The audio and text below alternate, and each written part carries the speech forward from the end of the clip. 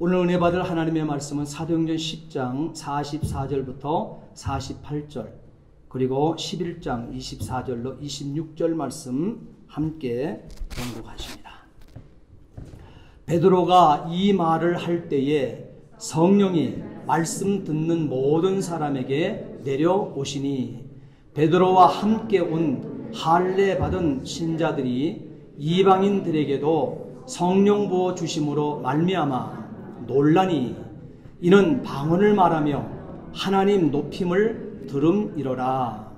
이에 베드로가 이르되 이 사람들이 우리와 같이 성령을 받았으니 누가 능히 물로 세례 베품을 금하리요 하고 명하여 예수 그리스도의 이름으로 세례를 베풀라 하니라. 그들이 베드로에게 며칠 더 머물기를 청하니라. 11장 24절로 26절 말씀 함께 봅니다. 바나바는 착한 사람이요 성령과 믿음이 충만한 사람이라. 이에 큰 무리를 죽게 더하여 지더라. 바나바가 사울을 찾으러 다소에 가서 만남에 안디옥에 데리고 와서 둘이 교회에 1년간 모여 있어 큰 무리를 가르쳤고 제자들이 안디옥에서 비로소 그리스도인이라 일컬음을 받게 되었더라. 아멘. 기도하시겠습니다.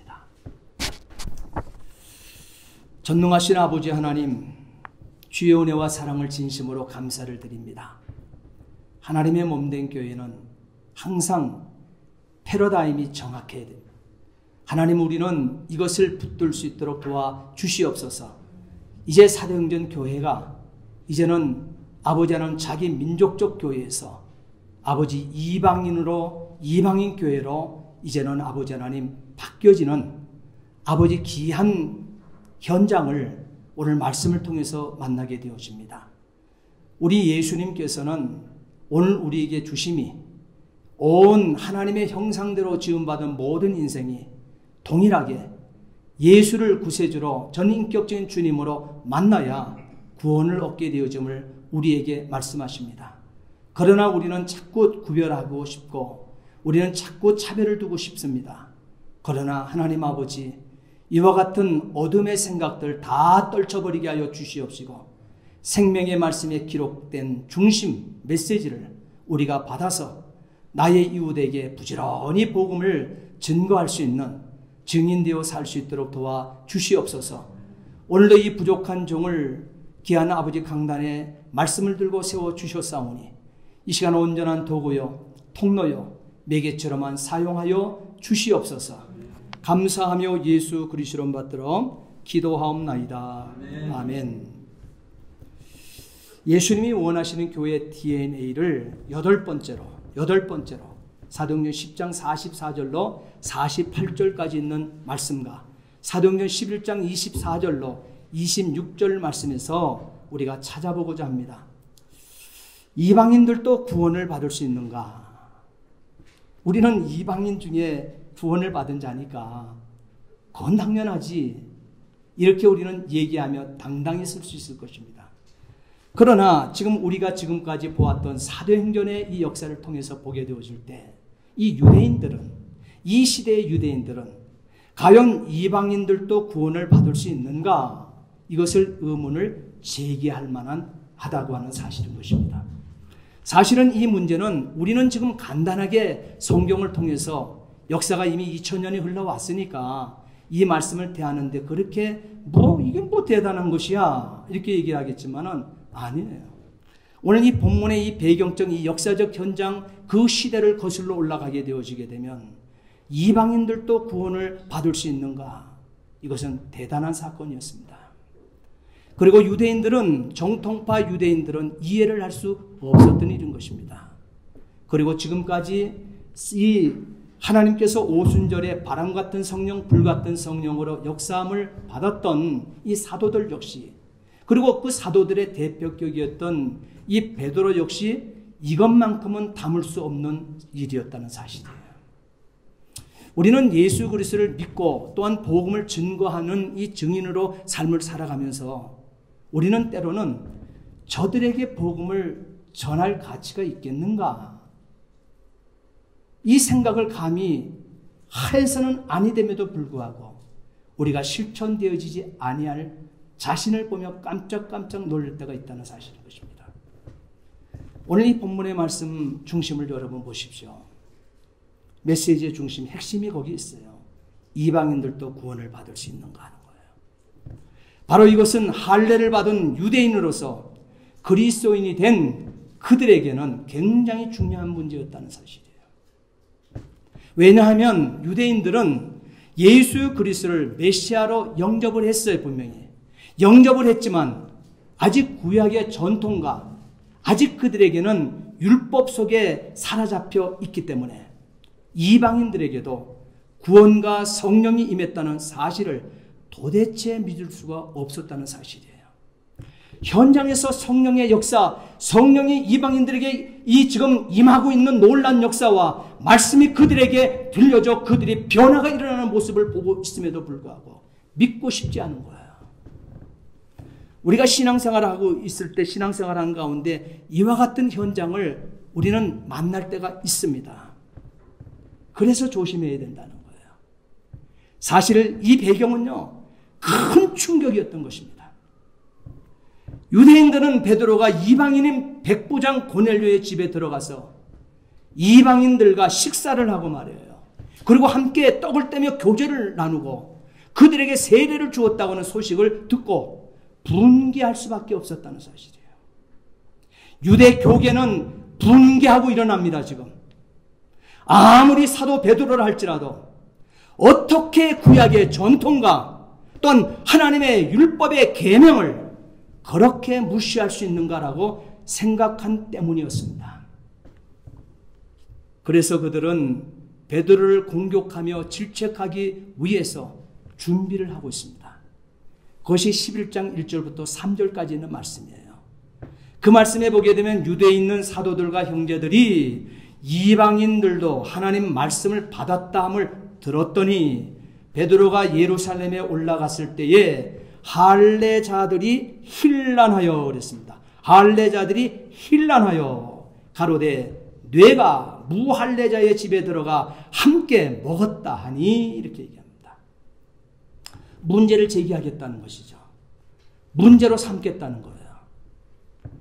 이 유대인의 비판과 이 갈등, 베드로 이 자신이 얼마 전에 가지고 있었던 동일한 문제였습니다. 이 문제 중에 베드로가 먼저 문제를 제기했던 일이에요. 얼마 전만 해도. 그런데 지금 베드로는 달라졌다는 거예요. 사실 베드로는 이방인을 철저하게 거부했던 자 아닙니까? 특별히 오늘 본문 9절부터 16절까지 있는 말씀을 보게 되면 3번씩이나 하나님은 베드로에게 아주 적당한 시기에 아주 정확한 시간에 나타나서 환상을 보여주셨습니다.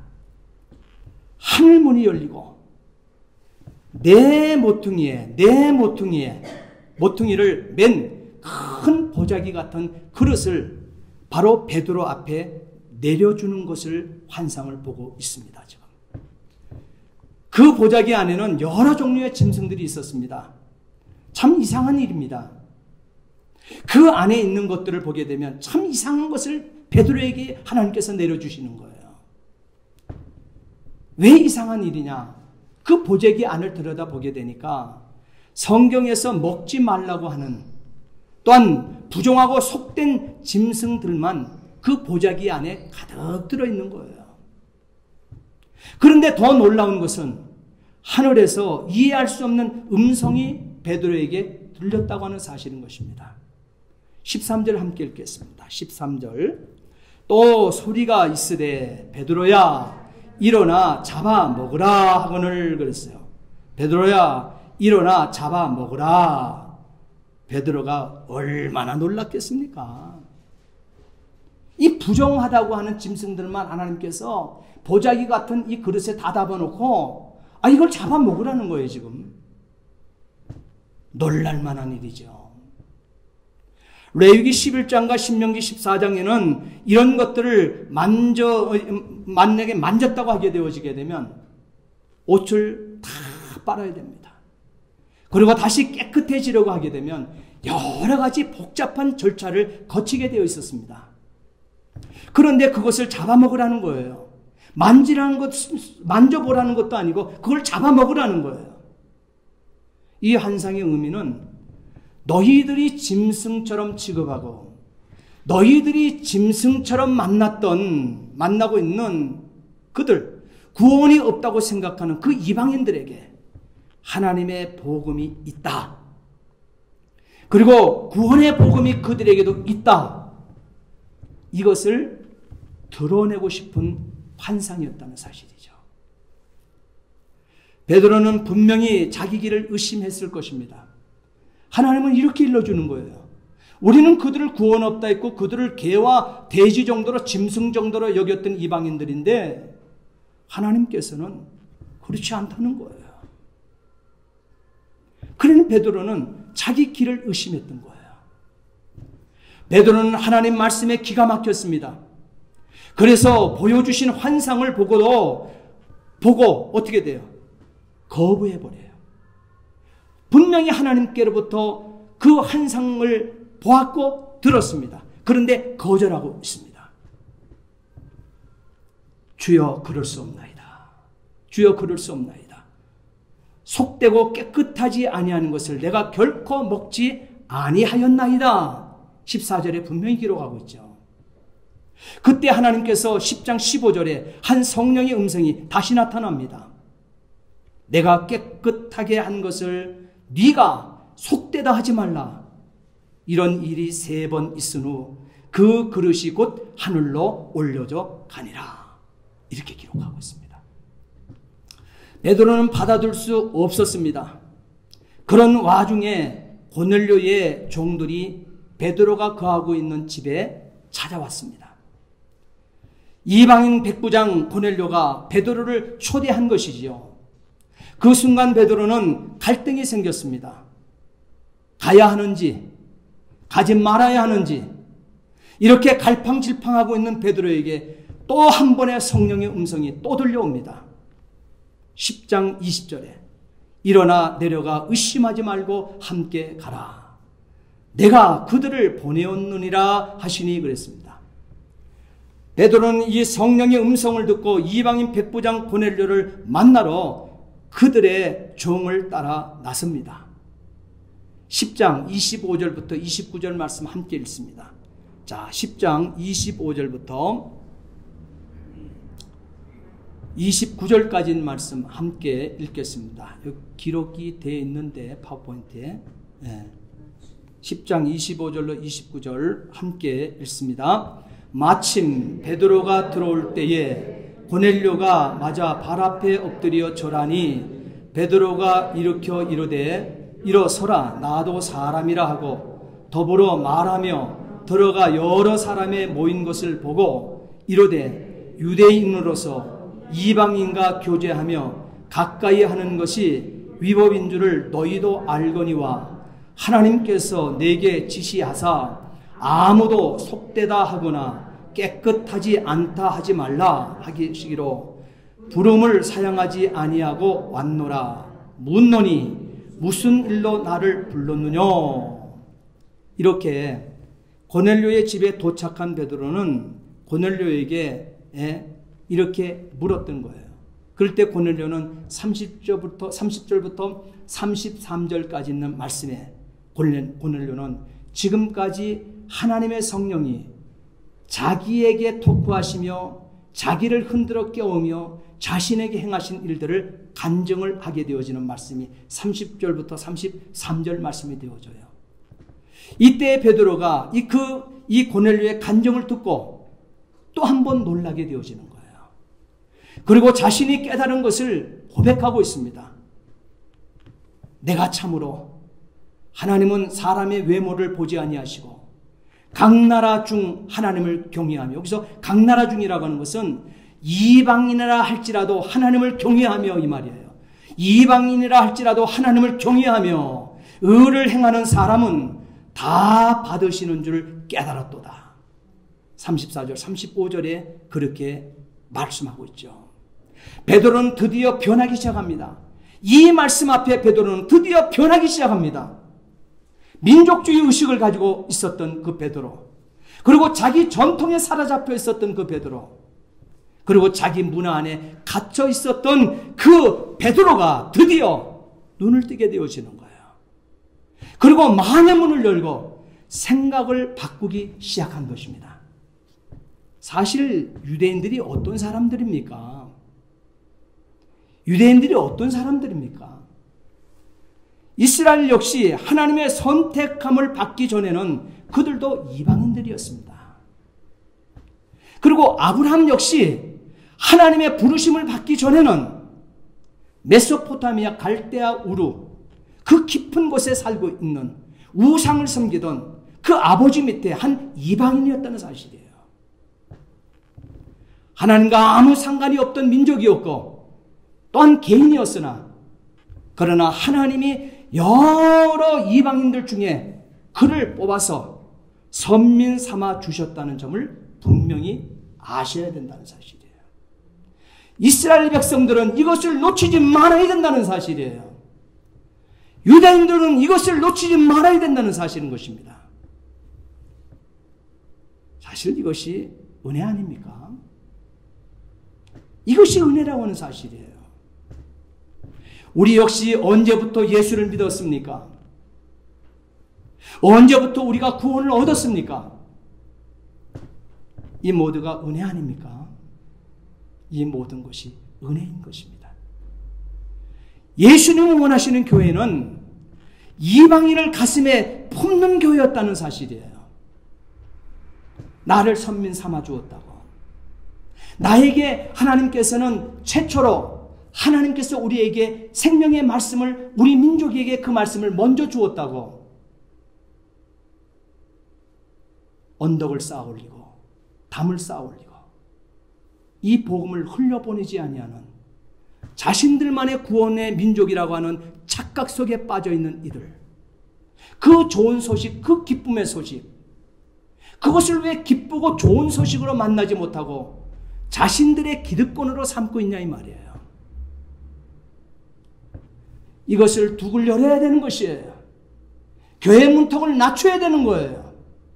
그리고 이방인들에게 짐승으로 사는 것이 아니라 다 하나님의 형상인데 왜 하나님의 형상으로 나의 이웃을 보지 못했던가 하는 것이죠. 이 유대인들은 이 우를 범했다는 사실이에요.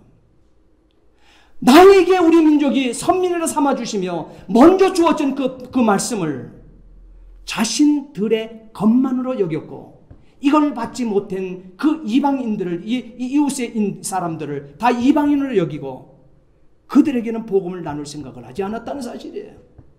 자기 집에 기르는 개와 돼지 정도로 그들을 보았다는 사실이에요. 엄청나지요? 같은 사람인데 어떻게 이렇게 보면서 우리가 살아갈 수 있을까 하는 것입니다. 은혜를 모르기 때문에 그런 것이죠. 자신들에게 찾아와서 복음을 준, 말씀을 준 그 하나님의 그 은혜를, 하나님이 찾아오심의 은혜를 모르기 때문에 그렇죠. 자신에게 준 하나님의 말씀을 복음으로 받지 못했기 때문에 그런 것이죠. 그런데요, 예수님께서 진정으로 원하시는 교회는요, 우리만 잘 믿고 여기가 좋사오니 우리끼리 변화산을 만들어 가려고 하게 되어지게 되면 사탄아 내 등 뒤로 물러가라 던지운 바 되어진 대상이 되어진다는 사실이에요. 왜? 예수님이 원하시는 교회는 그런 교회가 아니거든요. 오늘 사도행전이 말하고 있는 그 교회는 그런 교회가 아니거든요. 이방인을 가슴에 품는 교회였다는 점을 잊지 말아야 된다는 사실이에요. 우리는 사실 복음 전하기 쉬운 곳에 와 있습니다. 쉬운 곳에 와 있습니다. 우리는 타 민족을 이게 물질로 그들을 쓸 수 있는 위치에 있는 사람들이에요. 이와 같은 좋은 때에 그 영혼들을 터치를 해나가야 되는 것이에요. 그들을 세미한 음성으로, 딴 우리의 부드러운 손길로 그들의 손을 어루만져 줄 이유가 있다는 사실이에요. 왜 그러냐? 오늘 천지만물을 창조하신 그 하나님, 우리 인생을 창조하신 나의 설계자이신 그 하나님께서는 이방인을 찾고 계신다는 사실이에요. 지금 아직도 예수를 구주로 만나지 못한 나의 이웃 이방인을 찾고 계시기 때문에 그렇습니다. 그 하나님의 마음은 뜨겁습니다. 지금 탕자를 찾는 아버지의 마음을 누가 말릴 수 있겠는가 하는 것이에요. 99마리의 양이 주인과 함께 있는 양 얼마나 소중합니까? 그러나 그 양을 들판에 놔두고 잃어버린 한 마리 양을 찾으러 나가시는 예수님 보세요. 가시덤불 속에 어쨌든 잃어버린 영혼을 그 한 마리 양을 찾아서 목에 걸매매고 기뻐 뛰며 춤을 추듯 이 우리로 99마리가 있는 우리로 내려오는 예수님의 이 뜨거운 영혼을 향한, 이방인을 향한, 길어버린 영혼을 향한, 탕자를 향한 우리의 구세주, 나의 주인 되신 이 예수님의 마음을 누가 말릴 수 있겠습니까? 예수님의 마음은 그렇게 뜨거운데, 하나님은 그렇게 그 영혼을 향해서 그렇게 뜨거운데, 자기 백성을 찾으시는 하나님, 이방인 하나님 당신의 백성이랍니다. 이방인을 찾으시는 하나님 마음 똑같습니다. 에베소서 우리 2장 13절로 16절 말씀, 저기 파워포인트 함께 보시면 됩니다. 에베소서 2장 13절로 16절 말씀, 우리가 참참히 이걸 구절 생각하며 읽겠습니다. 어떻게 하나님께서 인생을 바꿔놓았던가, 왜 우리는 이방인의 가슴이 나도 하나님의 가슴처럼, 예수님의 가슴처럼 뜨거워져야 되겠는가, 함께 보십니다. 이제는 전에 멀리 있던 너희가 그리스도 예수 안에서 그리스도의 피로 가까워졌느니라. 그는 우리의 화평이신지라. 둘로 하나를 만드사 중간에 막힌 담을 자기 육체로 허시고 법조문으로 된 계명의 율법을 폐하셨으니 이는 이 둘로 자기 안에서 한 세 사람을 지어 화평하게 하시고 또 십자가로 이 둘을 한 몸으로 하나님과 화목하게 하려 하심이라. 원수된 것을 십자가로 소멸하시고 원수된 것을 십자가로 소멸하시고 그랬습니다. 바울은 이 말씀에서 십자가를 이렇게 해석을 했습니다. 여기 둘이라고 하는 말이 나오고 있죠. 이 둘을 그랬어요. 이 둘이라고 하는 것은 유대인과 이방인을 의미합니다. 예수님은 택한 백성 유대인과 또한 버려진 백성 이방인들 간에 사이를 두시는 것이 아니라, 거리를 두시는 것이 아니라, 외면하는 관계가, 등 돌리는 관계가 아니라 하나로 한 형제로 만들기를 원하셨던 것입니다. 예수님께서 십자가를 지시기 전 인류를 구원하시기 위하여 그는 겟세마네 동산에 올라가십니다. 요한복음 17장에 예수님의 기도문을 보게 되어지게 되면 예수님의 중보 기도에 이렇게 하나님 아버지 앞에 부르짖는 기도의 소리가 있습니다. 아버지여, 하나님과 내가 하나인 것처럼 내가 저들과 하나 되게 하시고 유대인과 이방인이 하나 되게 해 주시옵소서. 하나님의 마음인 것입니다. 하나님의 마음이 이 마음인 거예요. 이젠 하나님의 인류를 향하신 뜻하심이 하나님의 계획대로 성령께서 역사하셔서 사도행전 1장 8절 대역사의 이 장정을 걷게 하심을 우리는 보게 되어집니다. 함께 우리 암송해 볼까요? 오직 성령이 너희에게 임하시면 너희가 권능을 받고 예루살렘과 온 유대와 사마리아와 땅끝까지 이르러 내 증인이 되리라 하시니라. 자, 이제 복음의 역사가 출발되었어요. 오순절에 호련히 임하시는 성령의 역사가 바람 같은 성령의 불같이 임하시는 성령이 개개인에게 임하게 되었어요. 그래서 모든 교회는 교회라고 칭하게 되어지며 모든 신령들을 교회라 칭하시며 불받은 그들에게 성령으로 잉태되어 성령으로 해산한 교회의 모습을 보시더니 예수님께서 유대의 담을 훌쩍 뛰어넘고 있지 않습니까? 예루살렘을 훌쩍 뛰어넘고 있지 않습니까? 그 다음에 유대의 담을 뛰어넘고 있지 않습니까? 이제 사마리아 땅을 넘어서고 있습니다. 복음이. 그리고 지금 안디옥으로 파고 들어가고 있어요. 안디옥으로 들어가고 있어요. 자, 이제는 땅끝이 남아있는 거예요. 땅끝까지 내 증인이, 예수의 증인이 되는 일들은 우리에게 그 분깃이 남아있다는 사실이에요. 우리는 땅끝을 향해서 이제는 복음이 정말 힘있게 우리는 전파되어져야 되고, 우리가 그 전파자가 되어져야 된다는 사실인 것입니다. 복음을 깨달은 자들의 순종에 의해서 하나님께서는 어제나 오늘이나 동일하게 역사한다는 사실을 성경은 분명히 보여주고 있습니다. 하나님께서는 이방인 고넬료를 복음의 쇠계하를 위해서 먼저 복음의 씨앗을 삼아 주셨습니다. 10장 전체를 보십시오. 이 10장 전체는 이 놀라운 말씀뿐입니다. 베드로가 찾아간 고넬료의 집, 이미 성령께서 역사하고 계시잖아요. 이방인이에요. 이탈리아대의 백부장이라는 거예요. 군대 장교로서 이가 벌써 성령에 충만한 자가 되어 있다는 사실이에요. 선민들만 할 줄 안다고 생각했던 이웃을, 가난한 이웃을 눈뜨고 보지 못하고 구제에 힘썼기 때문에 하나님께서 하늘에서 바로 이 고넬료의 이 구제함을 이미 보았고 이의 기도를 이미 듣고 계시다고 말씀하고 있습니다. 이방인임에도 불구하고 이방인에게는 이 역사가 없는 줄 알았거든요. 그런데 하나님께서는 이미 유대의 생각을 뛰어넘고 있는 거예요. 그리고 이방인인 이 고넬료와 함께하고 이 가정과 함께 성령의 역사가 일어나는 이 현장에 함께하고 계시는 하나님의 모습을 우리는 만나게 되어집니다. 베드로가 찾아간 고넬료의 집, 이미 성령께서 역사하고 계십니다. 할렐루야. 놀랍지 않습니까? 상상도 하지 못할 그때에 이미 하나님께서는 그 일을 벌리고 계신 거예요.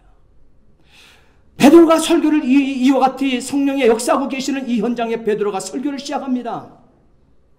설교를 시작해서 베드로에게 피드백이 되어 오는 성령의 은혜 감각은 놀랍게 베드로를 감화시키고 있다고 하는 사실이에요. 베드로가 말씀을 전하면 뜨거워지기 시작합니다.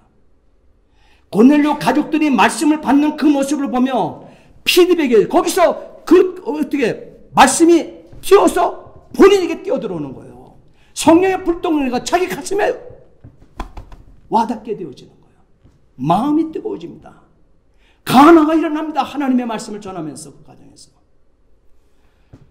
이 역사는 사도행전 2장 1절에서 3절까지 말씀을 이미 베드로는 경험했기 때문에 자기에게 피드백으로 은혜의 감각이 뜨겁게 와닿는 그것이 무엇인가를 알고 있는 거예요.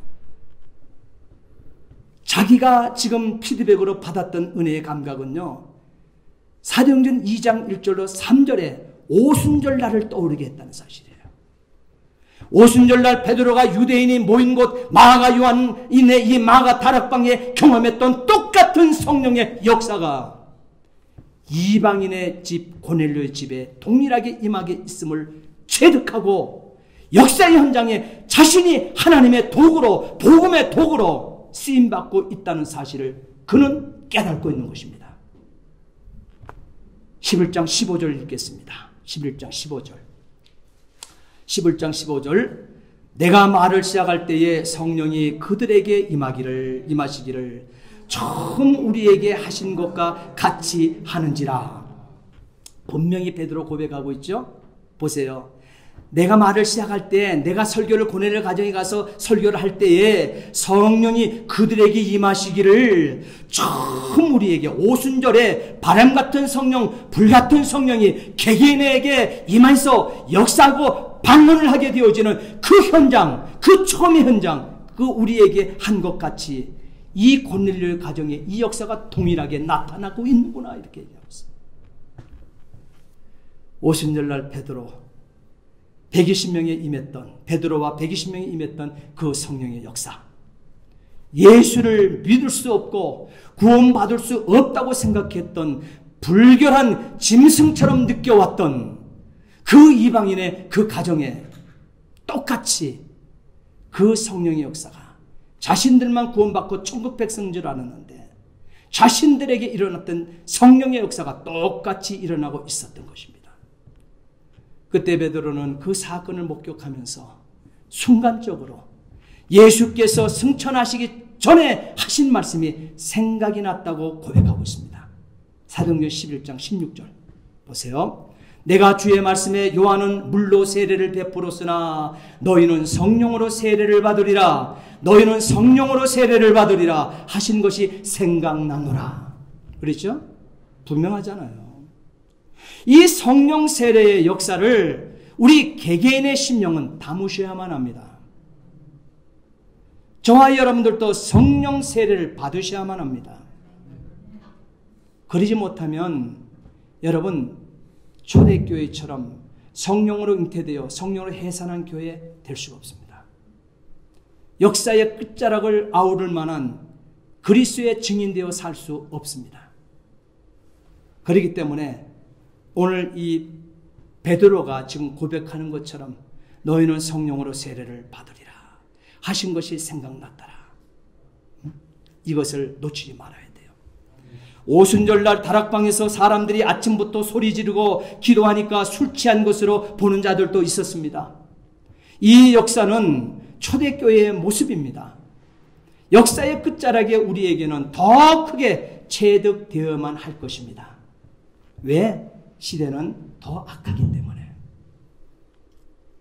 복음을 가진 자들만이 복음을 전하기 위하여 시간을 쓰는 것입니다. 다른 데 낭비할 시간이 없습니다. 그러니 우리 성도들은 삶의 현장에서 꼭 예수 복음을 담아서 내가 만나는 사람마다 복음을 전하며 사시면 됩니다. 복음 앞에는 모든 영혼이 생명을 얻는 회개의 기회를 얻기 때문에 그렇습니다. 오늘 메시지의 요점은 하나님께서 이방인들을 구원하셨다고 하는 점인 것입니다. 이 복음의 불꽃은 이방인 땅에 세워진 이 안디옥 교회로 옮겨 붙고 있습니다. 드디어. 자, 11장 24절로 26절 말씀 읽겠습니다.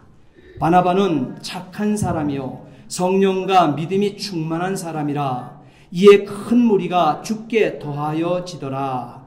바나바가 사울을 찾으러 다소에 가서 만남에 안디옥에 데리고 와서 둘이 교회에 1년간 모여 있어 큰 무리를 가르쳤고 제자들이 안디옥에서 비로소 그리스도인이라 일컬음을 받게 되었더라. 여기 나오는 이 바나바요, 최초의 평신도 선교사입니다. 일찍부터 헌신했던 예루살렘 교회에 인정받은 믿음과 성령 충만한 평신도 지도자라는 사실을 사도행전 4장 36절로 37절에 기록하여 우리에게 선명히 보여주고 있지 않습니까? 이 바나바는 안디옥까지 예루살렘 교회가 파송한 것입니다. 이 바나바는 안디옥에 가서 하나님의 이 은혜를 보고 기뻐했습니다. 그리고 핍박 때문에 흩어졌거든요. 예루살렘을 떠나고 싶어 떠난 것이 아니에요. 이 선민들이, 이 복음을 받은 자들이 사도행전 1장 8절 말씀을 어겨버리고 그 말씀이 하나님께서 무슨 말씀을 주는 건가 그것을 놓쳐버렸기 때문에 성령이 임했으면 땅끝까지 복음 증인으로 나가라 그랬는데 그거 잊어버리니까 그래서 예루살렘 교회가 막 2만 명까지 돌파되어지잖아요. 순간적으로 대교회가 되어지잖아요. 그러니 성전을 더 지어야 되는가 말아야 되는가 그 앞에서 우리끼리 좀 싸우니 지금 잔치를 벌이고 있다가 떠난 것을 잃어버렸어요. 떠날 생각을 하지 않아요. 그러니까 사도행전 1장 8절에 거꾸로인 사도행전 8장 1절에 하나님께서는 그 앞에 6장 7장에서 스데반 집사를 돌 무대기로 만들어버리더니 예루살렘 교회에 흩어지기 싫어한 그 성도들을 강제로 강한 핍박 속에 뿔뿔이 다 흩어버리는 거예요. 예루살렘의 성도들이 한 영도 남지 않았다 그랬어요. 사도들만 남았다 그랬습니다. 그리고 이 흩어졌던 자들이 지금 사마리아를 넘어가서 복음의 증인이 되어지고, 이들이 드디어 안디옥에 넘어가서 지금 복음의 증인이 되어 안디옥 교회를 지금 세우고 있는 거예요. 고난 속에 말이에요. 그래서 안디옥에 흩어진 성도들이 모이게 되어지니까 바나바를 그곳으로 파송하게 되어질 때 바나바는 순종하고 그 앞에 그대로 순종하고 그 현장 안디옥 그 선장 그 도시에 서서 복음의 증인이 되고 있다는 사실이에요. 그렇게 목회 현장에서 바나바는 성령과 믿음이 충만한 사람이라 인정을 받고 있습니다. 그러다 보니까 믿는 자가 날마다 큰 무리로 모여들기 시작하는 거예요. 예수 믿고 나서 동족들에게 핍박을 받으며 어려움을 겪고 있는, 자기는 부흥을 지금 안디옥에서 일으키고 있는데 감당하지 못할 정도로 성도가 불어나는 거예요. 그러다 보게 되니까 예수를 믿기 시작하고 유대교에서 개종한 이 바울이 생각나는 거. 그럴 때 바울은 숨어 있거든요. 유대인에게도 죽임을 당하고 쫓겨 있고, 또한 예수를 믿는 사람들에게도, 자기는 예수를 구주로 만났는데도 예수를 믿는 사람이 그들을 가족으로 끌어들여 주지 않는 거예요. 품어주지 않는 거예요. 근데 바나바는 일부러 찾아갑니다. 바울을 찾아갑니다. 다소로 바울을 찾아갑니다. 자기와 같이 복음을 위하여 일하자며 건면하며 그들을 안디옥으로 데려 들어옵니다. 남 섬기는 인격을 갖춘 사람 바나바인 것입니다. 바나바는 선인자입니다. 바울은 뒤늦게 온 사람입니다. 그런데도 어린 사람 바울을 바나바가 복음의 동력자로, 동지로 섬기고 있다고 하는 사실이에요. 때로는 그를 더 담임 목사님처럼 모십니다. 그를 더 앞장 세워서 모시고 섬기고 있는, 원래 안디옥 교회 담임 목사는, 선임된 담임 목사는 누굽니까? 바나바 아닙니까? 근데 그 젊은 목사를 섬기고 있어요, 지금. 이것이 그리스도인의 인격인 것입니다. 바나바는 혼자 복음을 위한 일을 하지 않았습니다. 자신이 갖고 있지 아니하는 남의 출중함을 찾아내어서 쓸 줄 알았다는 것입니다. 리더십을 나누면서 일합니다. 자기를 또한 낮추면서 일하고 있습니다. 섬기면서 일하는 것이 기독교의 지도력인 것입니다. 바나바는 이런 인격이 있었습니다. 바나바와 바울은 1년 동안 하나님 은혜를 입은 안디옥 성도들을 양육해냅니다. 그 결과 드디어 8장 1절에 핍박으로 흩어진 신자들이 이방인 땅에 와서 전도해서 세운 교회, 안디옥 교회를 드디어 이 땅에 설립해내게 되어지는 거예요. 이렇게 이방인을 중심한 교회가 설립됨으로 말미암아 오늘 본문 26절 말씀을 보게 되면 제자들이 비로소 그리스도인, 다시 말하면 예수께 속한 사람, 예수께 붙은 교회라 일컬음을 받게 됨으로 그랬습니다. 기독교인이라는 이름이 거기서 탄생되어지는 거예요. 세상은 이들의 정체를 알게 된 것입니다. 이상한 사람들이 모여서 성령에 기뻐 뛰면서 찬송하며 복음을 전하고 있는데 자신들 근방에 와 있는 이들이 누군지를 모르는 거예요, 지금 이방인들이. 근데 이때 비로소 자기 정체성이 드러나고, 이들의 정체성이 세상의 만방에 드러나고 있는 거예요. 여러분, 무엇을 보고 있습니까? 무엇을 보고 있습니까? 환난을 경험한 사람들의 신앙은 진지하고 겸손하고 단순하다는 점입니다. 그러기에 이들의 이 기도와 전도는 뜨겁습니다. 이들의 전도 메시지는 단순하고 분명합니다. 예수님이 주님이십니다. 예수님이 그리스도십니다. 예수님이 주님이십니다. 예수님이 그리스도십니다. 이들이 전하는 전도 메시지는 이 단순한 이 메시지를 전한 것밖에 없습니다. 이때 21절에 주의 손이 그들과 함께 하심에 수많은 사람들이 믿고 주께 돌아오더라. 할렐루야. 교회 부흥은 우리가 목표 삼는다고 그 목표를 이루어 나가는 게 아니에요. 교회 부흥은 주께서 하세요. 주님의 손에 달려 있어요. 사랑하는 성도 여러분, 성령으로 잉태되어 성령으로 해산한 교회 맞습니까? 우리 멕시코 사랑하는 우리 한인교회 여러분, 개개인 여러분에게 묻고 싶은 거예요. 성령으로 잉태되어 성령으로 해산한 교회 맞습니까? 그렇다면 죽게 붙어있는 교회인 것입니다. 하나님의 역사는 인간의 지식의 경로로 좌우되는 것이 아닙니다. 하나님 약속하신 완전한 계시, 특별 계시, 성경 66권에 의해서 결정되어진다는 사실을 오늘 말씀을 통해서 발견하게 되었습니다. 우리는 우리의 약점을 잘 알고 있습니다. 함께하는 동력을 잘 하지 못하는 약점 말입니다. 예수님은 둘씩 제자들을 세상으로 보냈습니다. 우리는 둘씩 혹은 셋씩 동력하는 법을 배우고 실천해 나아가 나보다 남을 인정하고 또한 남을 세워주는 동력의 삶을 살아서 예수께 붙은 교회로서 끊임없이 복음을 전하는 증인 다 되시어 가든지 아니면 보내든지 이웃을 가슴에 품고 한 영혼이라도 더 구원해내는 예수님이 원하시는 교회 이루시기를 예수님의 이름으로 축복합니다. 기도하시겠습니다.